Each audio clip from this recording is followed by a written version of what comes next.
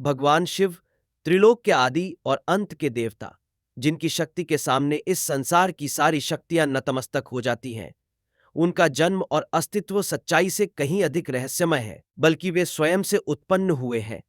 यह रहस्य ही उन्हें अनंत, अजर और अमर बना देता है। उनका कोई माता पिता नहीं, कोई जन्म नहीं और कोई अंत नहीं। वे पंचतत्व से भी परे हैं। शिव पुराण के अनुसार भगवान शिव को स्वयंभू कहा जाता है, जिसका अर्थ है कि वे अपनी इच्छा से उत्पन्न हुए थे। इसका मतलब साफ है कि उनका कोई माता पिता नहीं है। वे सृष्टि के निर्माण और संहार के आदित्य हैं और उनके अस्तित्व का कोई प्रारंभ या अंत नहीं है। लेकिन अगर हम दूसरे ग्रंथों की बात करें तो उनकी उत्पत्ति के बारे में अलग अलग कथाएं हैं। विष्णु पुराण में बताया गया है कि भगवान शिव का जन्म भगवान विष्णु के माथे से निकलने वाले दिव्य तेज से हुआ था और इस तेज के कारण ब्रह्मा जी भी प्रकट हुए थे। एक और कहानी के अनुसार जब भगवान विष्णु और ब्रह्मा जी के बीच बहस छिड़ी कि इस सृष्टि में सबसे महान कौन है, तो उसी समय एक जलते हुए खंभे के रूप में भगवान शिव प्रकट हुए। भगवान विष्णु और ब्रह्मा जी खंभे के अंत और ऊपर का हिस्सा ढूंढ निकले, लेकिन वे किसी भी दिशा में खंभे का अंत न खोज सके।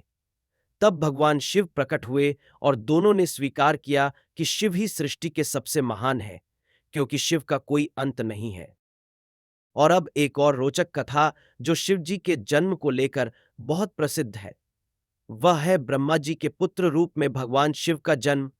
कहा जाता है कि एक बार जब धरती और आकाश जलमग्न हो गए थे, तब भगवान विष्णु ने शेषनाग पर शयन किया और उनकी नाभि से ब्रह्मा जी का जन्म हुआ। जब ब्रह्मा जी और विष्णु जी बात कर रहे थे, तभी भगवान शिव प्रकट हुए। ब्राह्मणी ने उन्हें पहचानने से इनकार किया, जिससे भगवान शिव नाराज हो गए। लेकिन भगवान विष्णु ने दिव्य दृष्टि से ब्रह्मा जी को भगवान शिव की महिमा का एहसास कराया। ब्रह्मा जी ने भगवान शिव से उनके पुत्र रूप में जन्म लेने का आशीर्वाद मांगा और भगवान शिव ने उन्हें यह आशीर्वाद दिया। इसी प्रकार भगवान शिव का रूप कई धार्मिक ग्रंथों में भिन्न भिन्न तरीकों से वर्णित किया गया है, लेकिन एक बात तो बिल्कुल स्पष्ट है, वे स्वयं में संपूर्ण ब्रह्मांड के प्रतीक हैं।